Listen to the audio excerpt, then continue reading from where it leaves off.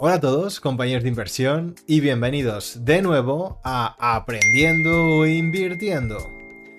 Como sabréis, llevo 3 o 4 meses sin sacar ni un solo vídeo. Y si os dais cuenta, ha cambiado la pared que tengo de fondo. Esto se debe a una serie de circunstancias personales. Primera, he cambiado 2 veces de trabajo en este periodo de tiempo. Segunda, he estado haciendo varios cursos que me han quitado bastante tiempo también. Además, me metí en la startup de un primo mío y un amigo a trabajar de analista de datos, que eso es una de mis fuentes principales a título laboral, a lo que me dedico. Y finalmente, que esto lo diré más adelante, he entrado en la inversión inmobiliaria. Pero como os digo, ya lo hablaremos más adelante. Y bueno, como ahora mismo ya sí que tengo un poco más de tiempo que dedicar o para dedicar al YouTube, he decidido hacerlo de una forma un poco diferente. Ahora voy a venir aquí y os voy a traer un tema del que voy a hablar, voy a exponerlo. Principalmente van a ser tesis de inversión, pero puede ser otro tipo de cosa. Y lo voy a decir a viva voz. No va a ser un vídeo preparado, os voy a ir mostrando la presentación y os voy a hablar de ella. Espero que os guste. Y hoy empezamos trayendo una compañía que ha caído bastante en bolsa y puede ser una buena oportunidad o una trampa de valor. Así que, sin más, vamos a ello.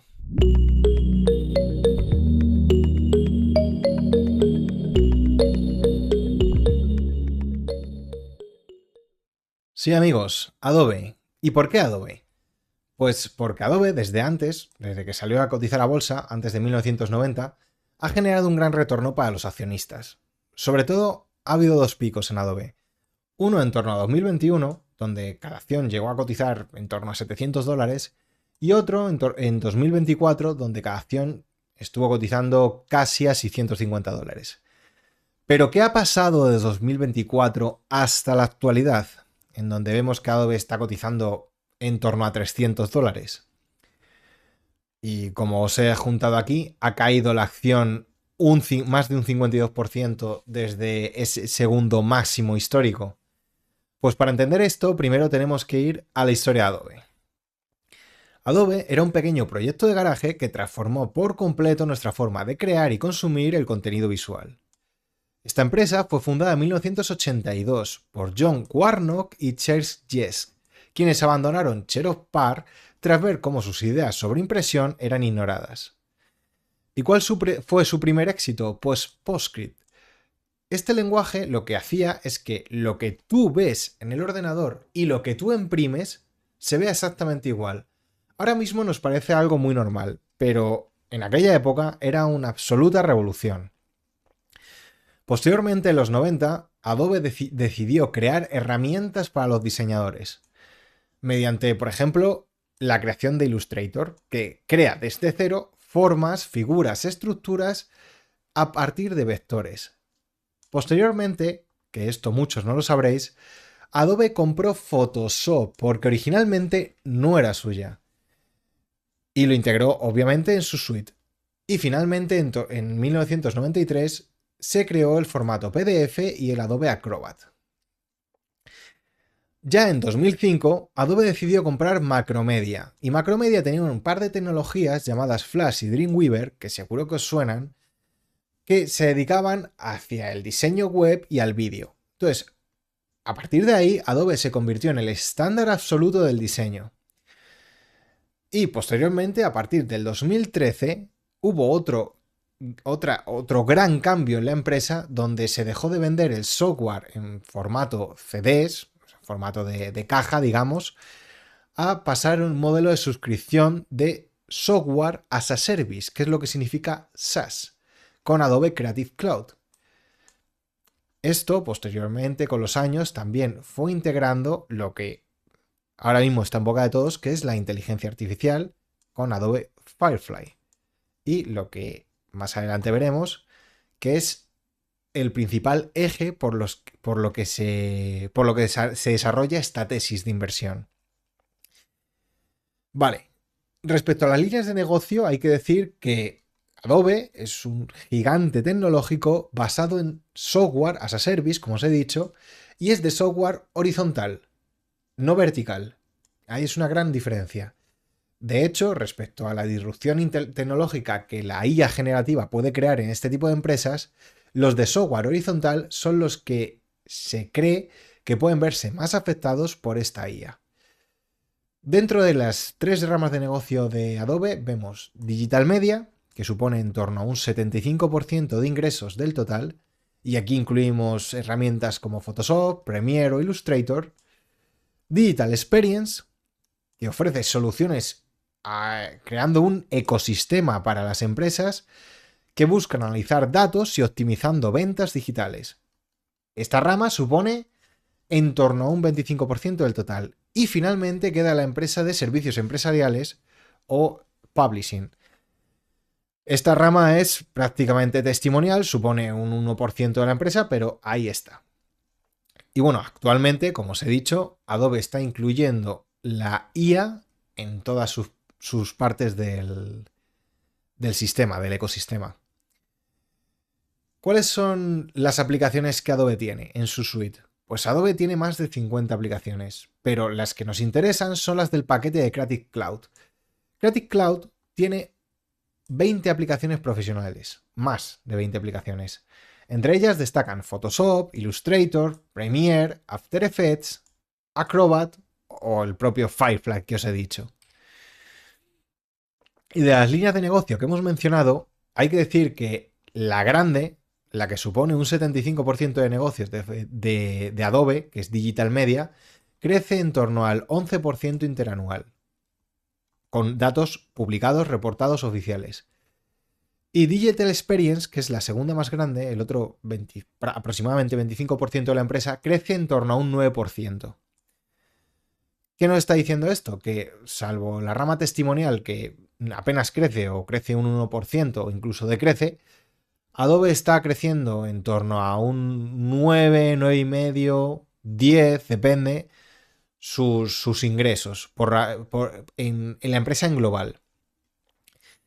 ¿Estos ingresos cómo se dividen por regiones geográficas? Pues se podría decir que está diversificado, en parte, pero sí que es verdad que más de la mitad de los ingresos de Adobe pertenecen a Estados Unidos. Luego la segunda parte de Europa, Asia-Pacífico y América Latina. ¿Cuáles son las amenazas reales que existen en Adobe? Pues aquí os he puesto una muy real, Canva. Yo, al crear los vídeos de YouTube, uso Canva. Me parece una herramienta muy sencilla para el usuario retail que nos da mucho a cambio de poco. Y con ello lo voy a enlazar con la de la IA. La IA, como Midjourney o DALL-E, o Nanobanana de Google, con el que está creado este propio gráfico, sí que es verdad que que ayuda a gente con pocos recursos, sin preparación, sin un gran gasto, generar imágenes muy interesantes y de gran valor añadido. Luego sí que podría considerarse un competidor notable de Adobe. Y finalmente, Figma. Figma es una empresa que de hecho intentó comprar Adobe, solo que los reguladores se lo impidieron. Entonces sí que vemos aquí que hay, bueno, y que tiene un crecimiento de un 41%, todo hay que decirlo. Sí que vemos aquí una serie de amenazas reales para Adobe. Pero ¿qué está haciendo Adobe a cambio? Adobe está integrando, como os he dicho, Adobe Firefly en todo un ecosistema, porque ya no es una aplicación o dos las que tienes en Adobe, ya es un ecosistema que tú tienes. Tú, por ejemplo, compras Creative Cloud, Document Cloud, Experience Cloud, todo ello integrado con la IA generativa de Adobe, que además es ética y tienen una cosa muy importante para las empresas, que es la privacidad de tus datos. Además, se genera así una plataforma inteligente y unificada, con el modelo de negocio de software as a service, que es completamente sostenible y de ingresos recurrentes. ¿Qué nos dice el CEO de la compañía de Adobe? Pues Santanu Narayan, nombre difícil de decir, Nos dice, estamos aprovechando la IA para acelerar la innovación, con el fin de anticiparnos y satisfacer las necesidades de audiencias amplias y en crecimiento. Profesionales de negocios y consumidores, creadores y profesionales creativos y profesionales del marketing. Así que por las declaraciones que nos está diciendo el CEO, sí que se ve que están optando bastante por la IA y que consideran que hay un gran crecimiento futuro. Vale, ¿y cómo asigna el capital Adobe? Una cosa importante. Porque, claro, si hay una amenaza de la inteligencia artificial, querremos saber qué está haciendo la empresa, dónde está invirtiendo el dinero para hacer frente a esta posible disrupción. Pues el gasto de capital realmente supone nada, muy poco, del free cash flow. Esto es muy positivo, ya que nos está diciendo que la compañía tiene cash de sobra para invertir e invertir en generar una mejor inteligencia artificial y unos programas que den mayor valor añadido a las empresas que ya de por sí tienen contratado el software de Adobe. Sí que es verdad que aquí os he metido el Stock-Based Compensation, que es una forma en la que las tecnológicas, sobre todo, tienen de compensar a sus propios empleados en forma de acciones. Que es un gasto, obviamente, que hay que comparar con el flujo de caja libre y que en el caso de Adobe se ve que tampoco es una cosa muy a tener en cuenta, lo cual es un punto positivo para la empresa, pero sí que hay que tenerlo vigilado para que no se pase. Vale. ¿Y cómo trata Adobe a los accionistas? Pues es algo que obviamente todos queremos ver, ¿no? Entonces, aquí de nuevo os he puesto el flujo de caja libre de Adobe y lo que hace con el dinero. Adobe apenas tiene deuda, por lo cual solo hay varios años en los que se dedica esa parte del dinero a pagar algo de la deuda que queda. Pero ya os digo que, por no decir que tiene caja neta, tiene deuda a cero. No paga dividendos, no es una cosa que la empresa de Adobe decida hacer como recompensa a los accionistas, pero sí que recompra muchísimas acciones. De hecho, vemos cómo han ido incrementando sus recompras. Esto podría decir perfectamente que Adobe piensa que su empresa puede estar barata y por ello está recomprando a un mayor número. Eso es un punto bastante positivo. ¿Qué nos puede decir el equipo directivo? Pues el CEO, del que hemos hablado antes, lleva 18 años en la compañía. Luego también hay una serie de cargos que tienen una serie de años, 4, 6, en fin, la media está en 4,6 años, en donde nos dice que tiene una serie de antigüedad el equipo directivo y que el consejo de administración de hecho tiene mayor antigüedad. En este consejo directivo hay gente bastante interesante que, por si no lo sabéis, el equipo directivo es el que defiende los intereses de los accionistas. En ellos tenemos al CEO de Qualcomm, al CFO de Netflix o a una ejecutiva de Comcast. La tenencia de acciones con la compañía no es muy grande, sí que es verdad que no hay muchos insiders con un gran porcentaje de acciones, aunque sí que vemos que tienen. Y de vez en cuando hay una serie de ventas programadas por parte de estos propios insiders. No es algo que sea negativo, para nada, porque simplemente es una forma que tienen ellos de compensar, ¿no?, a los propios insiders, pero sí que me gustaría que estuvieran más alineados con los accionistas en el sentido de tener más acciones en posesión. ¿Qué nos puede decir el performance de los EPS, de las ganancias por acción de Adobe respecto a los analistas, a las estimaciones de los analistas? Pues como podemos ver, la mayoría de veces Adobe ha cumplido con lo que ha dicho. Las estimaciones han sido positivas, salvo un par de datos, que obviamente siempre pueden pasar cosas. De hecho, este fue a raíz del intento de compra de Figma que no se pudo llevar a cabo y que finalmente Adobe tuvo que pagar una multa, digamos, por el intento. Luego, esto nos dice que es una compañía de la que sí se puede confiar con las estimaciones futuras a las que nos dice. ¿Y qué podemos decir de los múltiplos? Pues Adobe está cotizando actualmente al menor valor de los múltiplos que ha cotizado hasta la fecha, desde la historia. Esto puede tener dos lecturas. O que el mercado se ha pasado de frenada, puede ser una, o que realmente el mercado está viendo que se le está acabando el moat, el foso defensivo que tiene Adobe. Así que vamos a alinearnos los pros y los contras de esta compañía. Los pros, obviamente es un ecosistema integrado en una única plataforma y está muy utilizado por grandes empresas. Luego tiene un switching cost bastante alto. También tiene un efecto red, ya que hay gente que se forma en Photoshop para que a su vez lo pidan en las empresas y se trabaje con él. También tiene un sistema de ingresos recurrentes con el software as a service. Tiene una integración de una IA ética y una mayor privacidad de los datos para las empresas y trata bastante bien a los accionistas con una recompra agresiva de acciones. ¿Qué contras tiene? Pues el miedo y la incertidumbre que hay en el mercado por el impacto de la IA en el software horizontal. También hay quejas de usuarios retails ante la política agresiva de retención de usuarios de Adobe. Eso hay que tenerlo en cuenta. No es el mayor contra que pueda tener la compañía, pero sí que puede afectar a la pérdida de nuevos usuarios o de los ingresos recurrentes. Bueno, la presión de la IA sí que es verdad que a futuro puede que comprima los márgenes de Adobe para competir con esa nueva competencia a precios más bajos.